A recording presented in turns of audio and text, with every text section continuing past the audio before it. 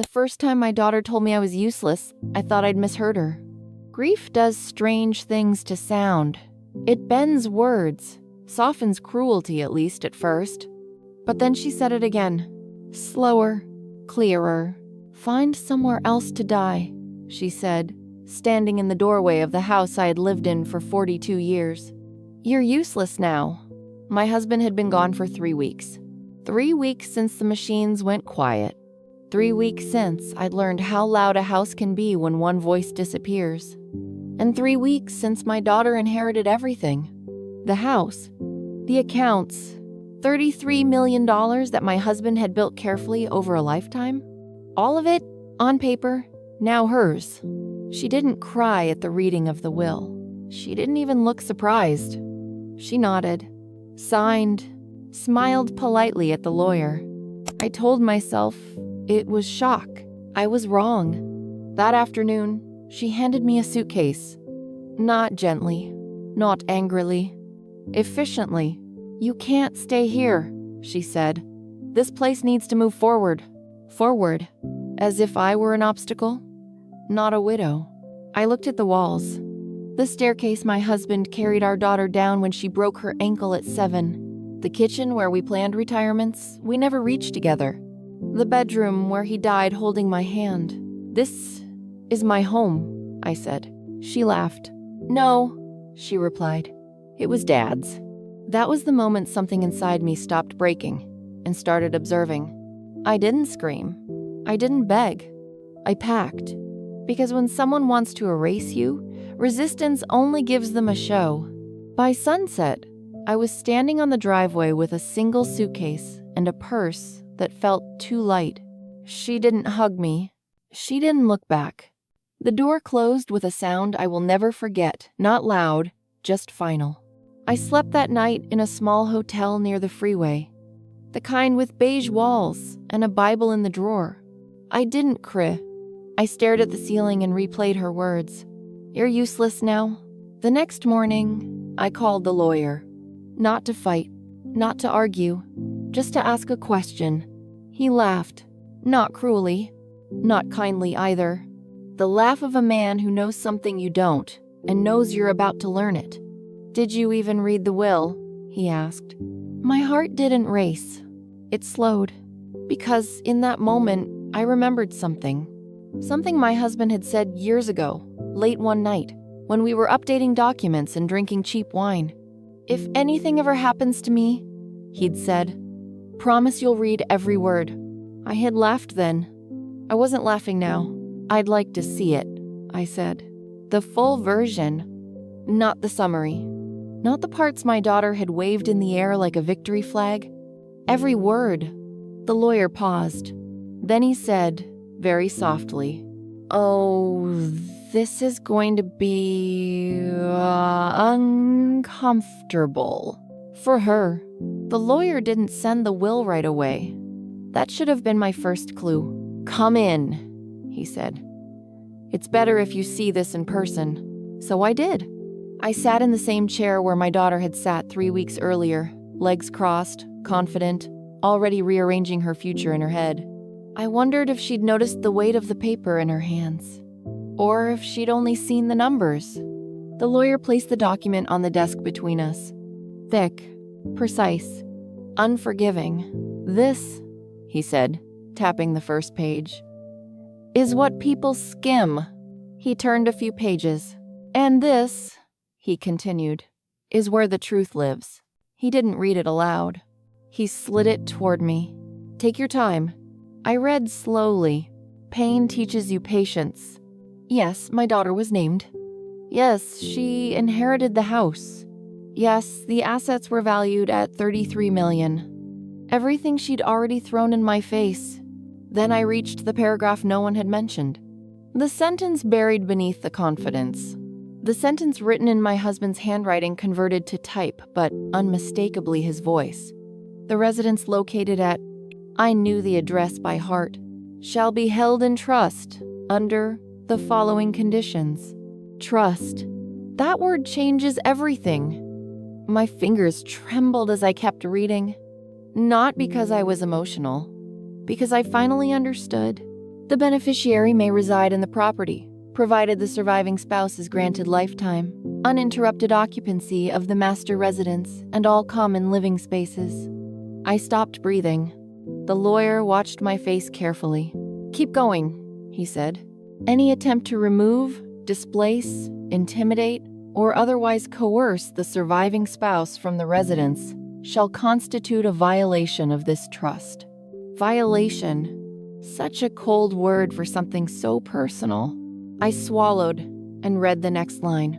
"In the event of violation, full ownership of the residence and all associated assets shall immediately revert to the surviving spouse." I looked up slowly. The lawyer was no longer smiling. He was satisfied. "She kicked you out?" he asked. "Yes," I said. "When?" 3 days after the reading. He exhaled. "She voided it," he said. "Instantly?" My daughter had inherited nothing.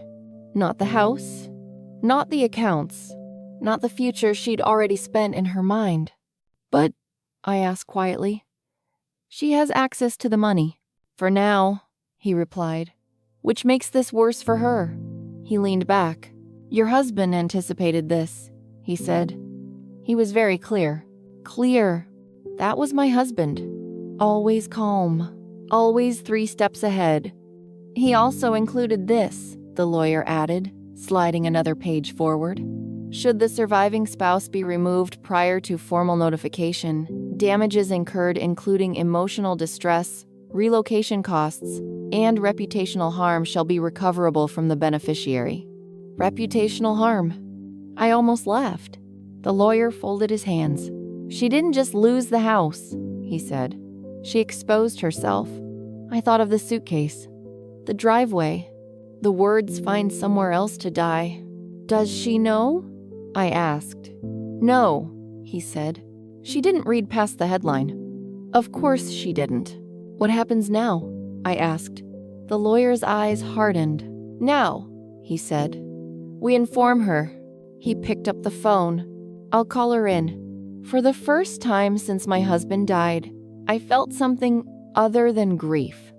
Not joy, not anger, balance. Because my husband hadn't left me money. He'd left me leverage.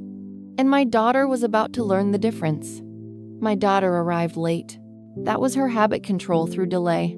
She walked into the lawyer's office wearing black sunglasses, phone already in her hand, the way people do when they expect a formality, not a reckoning. She didn't look at me at first. "I only have 10 minutes, she said. "I'm meeting with an architect." Of course she was. She was already redesigning the house. The lawyer didn't invite her to sit. That unsettled her. "What's this about?" she asked, finally looking at me. "Why is she here?" "She? Not Mom." The lawyer spoke calmly. "There's been a concern raised regarding compliance with the trust conditions." My daughter laughed once, sharp and dismissive. "Compliance?" she said. "I own the place." The lawyer folded his hands. "Did you read the entire will?" She waved her hand. "I read what mattered." I felt the air shift. "Please answer the question," he said. "Yes," she snapped. "Of course." The lie was automatic. "Then you're aware," he continued, "that the property was placed in trust with specific conditions regarding your mother's residency." She frowned. "I don't need conditions," she said. "I'm the beneficiary." The lawyer turned the document toward her. "Read this paragraph aloud." She hesitated. The room was suddenly very quiet. Then she began. Her voice was steady at first, until it wasn't. "The beneficiary may reside in the property, provided the surviving spouse is granted lifetime." She stopped, looked up, then back down. "Read again." Slower. Her hand trembled. Just slightly. "This doesn't mean," she started. "It means exactly what it says," the lawyer replied.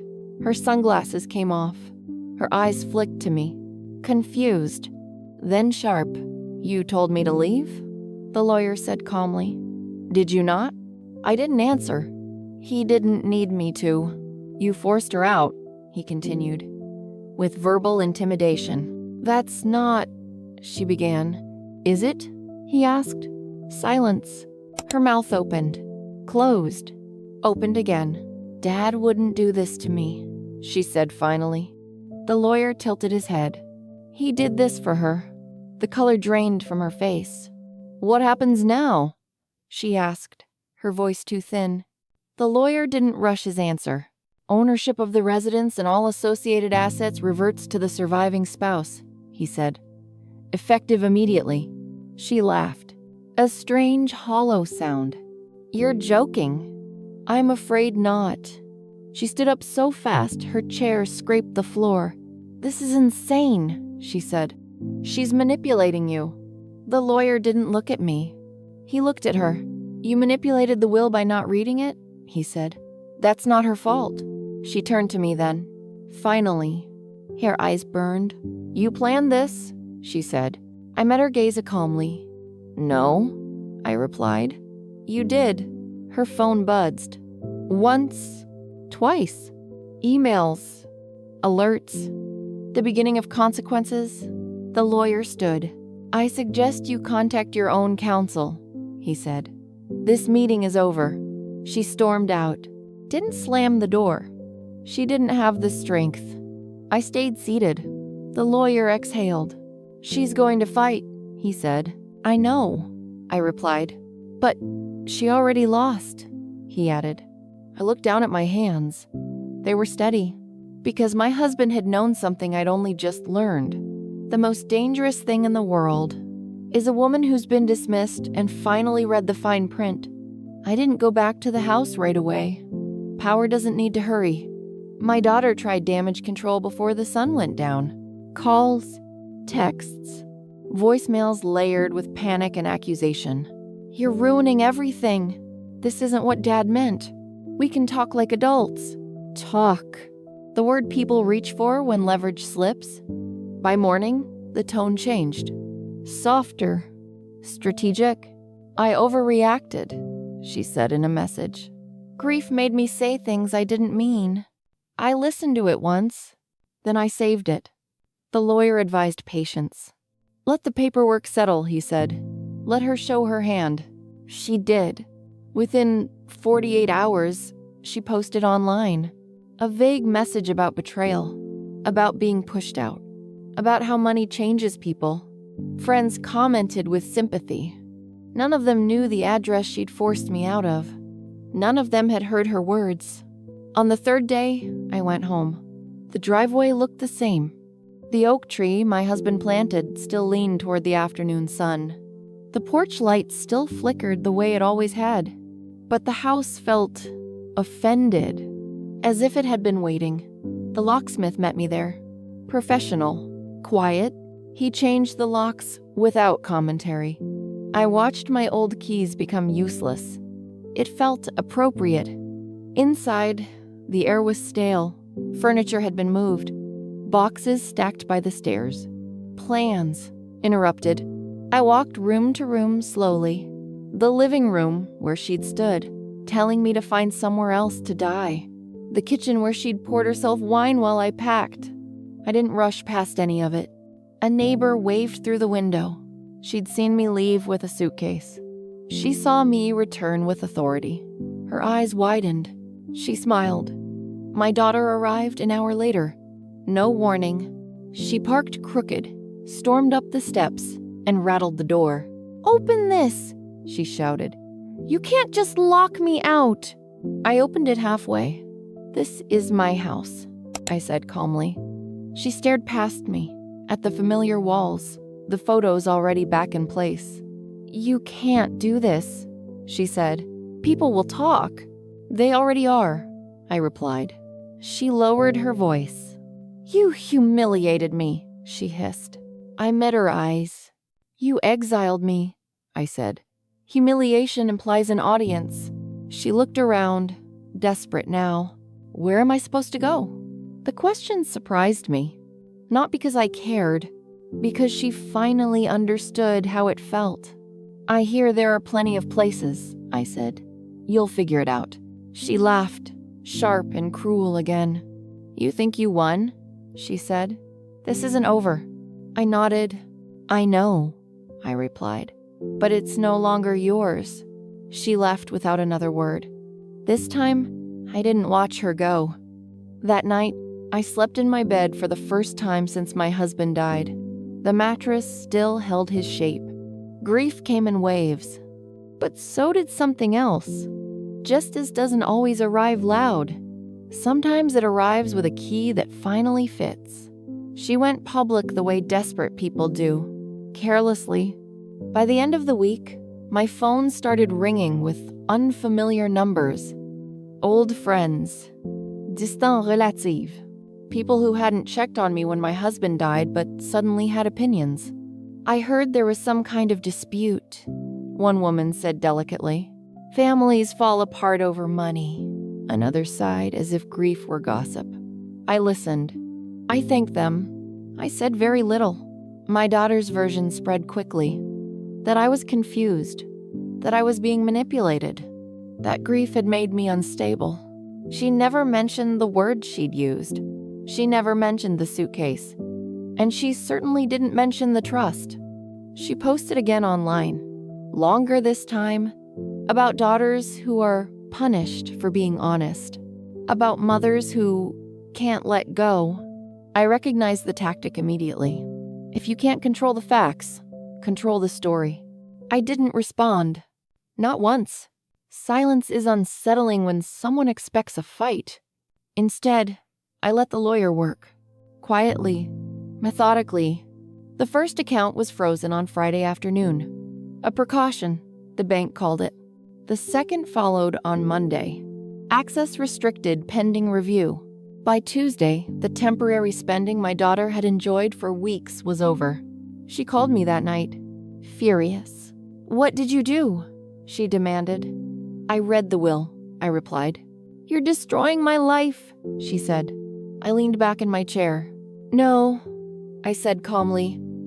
"I'm restoring mine." She screamed then. Accusations poured out in a rush. That I'd planned this. That I'd poisoned my husband against her. That I'd stolen what was rightfully hers. I let her talk. When she finally stopped, breathless, I said one sentence. "He trusted you to be kind." The line went dead. That evening, I attended a small gathering at the community center. No speeches, no announcements, just quiet faces and warm food, people who hadn't asked for anything from me, except presents. I realized then that my daughter wasn't angry about the money. She was angry about exposure, about being seen clearly. The next morning, my lawyer sent me an update. Her counsel is requesting mediation, the email read. I smiled. She didn't want justice. She wanted damage control. I agreed to meet. Not for hair, for closure, because the final act wasn't about winning. It was about ending this where it should have ended all along. With the truth, spoken calmly, in a room where paperwork mattered more than volume. Mediation was held in a small conference room with glass walls. Transparent, but soundproof. That felt appropriate. My daughter arrived first. I could see her through the glass before I entered, arms crossed, jaw tight, confidence rehearsed. Her lawyer leaned in, whispering last-minute strategy like a prayer. She didn't look at me when I walked in. I didn't need her to. The mediator was calm, experienced, the kind of woman who'd seen families tear themselves apart over far less than $33 million. "We're here to clarify," she began, "not to accuse." My daughter nodded eagerly. Clarify was her favorite word that week. Her lawyer spoke first. He painted a picture of confusion, of grief, of a daughter acting under pressure. He suggested my husband's intentions were open to interpretation. I watched my daughter relax as he spoke. This was the story she wanted told. Then the mediator turned to me. "Would you like to respond?" she asked. "Yes," I said, briefly. I didn't raise my voice. I didn't dramatize. I opened a folder and slid one page forward. A transcript. "These," I said, "are the words my daughter used when she removed me from my home." The mediator read silently. My daughter shifted. Find somewhere else to die. You're useless now." The room went still. That statement, I continued, was followed by immediate displacement. No notice, no discussion. A suitcase handed to a grieving widow. I closed the folder. "There is no ambiguity in the will," I said, "and there was no ambiguity in her intent." My daughter exploded. "That's not fair," she snapped. "You don't know what I was going through." The mediator raised a hand. "Let her finish," she said to me. "My husband anticipated many things," I said calmly, "including this. He protected me. My daughter chose to ignore that protection." I looked directly at her then. "You didn't lose your inheritance," I said. "You forfeited it." Her lawyer cleared his throat. "There may be room for compromise," he offered quickly. "A settlement." I shook my head. "No," I said. "There won't be." The mediator leaned forward. "May I ask why?" she said gently. I smiled. "Because this isn't about money anymore," I replied. "It's about consequence." The room stayed quiet for a long moment. Then the mediator nodded. "I understand," she said. She turned to my daughter. "I'm advising my client to accept the terms as written," she added, immediately. My daughter stared at the table. Not angry now. Small. The meeting ended without handshakes. Without resolution for her. With certainty for me. Outside, the air felt lighter. Not triumphant. Complete. That night, I sat in my living room and opened a small wooden box my husband kept in his desk.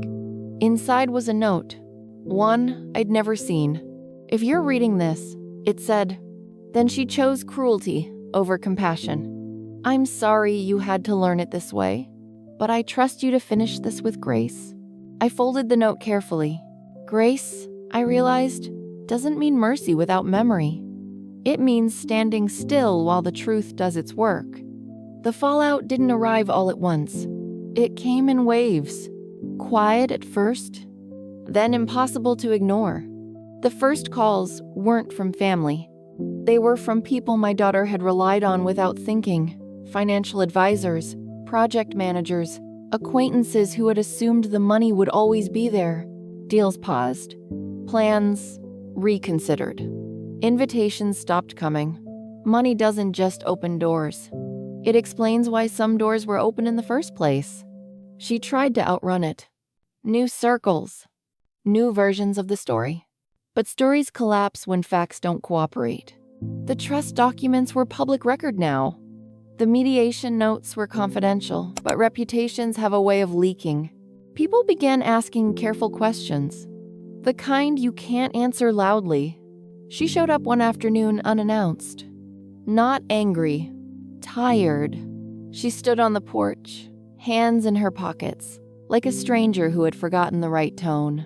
"I didn't think you'd go this far," she said. I opened the door wider. "Come in," I replied. "If you're here to speak plainly." She hesitated, then stepped inside. She didn't sit. She looked around, taking in the familiar photos returned to their places, furniture restored, the quiet order of a life that hadn't ended when she tried to push it aside. "I lost everything," she said. "No," I replied gently. "You lost access." She swallowed. "They don't take my calls anymore," she said. "People look at me like I did something wrong." I met her eyes. "You did." For a moment, I thought she might apologize. She didn't. She asked instead, "Is there anything you can do?" That question told me everything. "I can tell you the truth," I said. "I already have." She shook her head, frustrated. "You know what I mean." "Yes," I said. And the answer is no. She left, without another word. This time, there was no shouting. Just the sound of the door closing behind someone who finally understood what final meant. In the weeks that followed, I made decisions my husband would have approved of. I restructured the estate not to punish, but to prevent confusion. I created a foundation in his name, supporting causes he'd cared about quietly. I wrote letters to people who mattered. Not explanations. Closures. Friends came by more often. They brought food, laughter, normal conversation that didn't revolve around loss. The house filled with life again. Not the life I'd planned. A better one. One evening, a neighbor asked, "Do you miss her?" I thought about it carefully. "I miss the daughter I thought I had," I said. "Not the woman who tried to erase me." She nodded. She understood. Because loss isn't always death. Sometimes it's clarity. I took out the wooden box again that night. Read my husband's note once more. Then I did the last thing he'd trusted me to do. I chose the ending. People expect revenge to be loud. They imagine shouting, "Courtroom victories." A daughter brought to her knees in public. That wasn't the ending my husband planned for me. And it wasn't the one I wanted. After everything settled, after the lawyers stopped calling and the accounts stabilized, something unexpected happened. Life slowed down. Not empty. Intentional. I woke up each morning in the house my daughter said wasn't mine. I made coffee in the kitchen where my husband and I once argued about paint colors and retirement plans. I opened the windows. I let the house breathe again. It felt grateful. I didn't reach out to my daughter, and she didn't reach out to me. Not because of pride, because some relationships don't end with reconciliation. They end with recognition. She had shown me who she was at the worst moment of my life, and I believed her. The foundation my husband and I created quietly began its work, helping widows stay in their homes, funding legal protections for spouses people assumed were powerless, offering dignity where others saw inconvenience. No plaque, no speeches, just impact. Occasionally, someone would ask me if I felt guilty. "She's still your daughter," they'd say carefully. I would answer honestly, "She's still my daughter, and I still chose not to reward cruelty." Those two things can exist at the same time. I learned something important in the aftermath. Revenge isn't always about taking something back. Sometimes it's about refusing to give anything more. My daughter lost the house because she tried to erase me. She lost the money because she treated inheritance like entitlement. But the real loss, the one she never expected, was control over the story. I didn't scream. I didn't chase. I didn't try to prove my worth. I let the truth do what it always does when given enough time. One afternoon, months later, I sat in the garden my husband planted the year he retired. The roses were blooming again. I realized something that made me smile. When my daughter told me to find somewhere else to die, she believed my life was ending. What she didn't understand was this. She wasn't watching an ending. She was watching a beginning she no longer had access to. I am not useless. I was simply underestimated. And the will didn't just say who inherited the money. It revealed who deserved to stay. That was my husband's final gift to me. Not wealth, not protection, truth. And I intend to live a long time honoring it.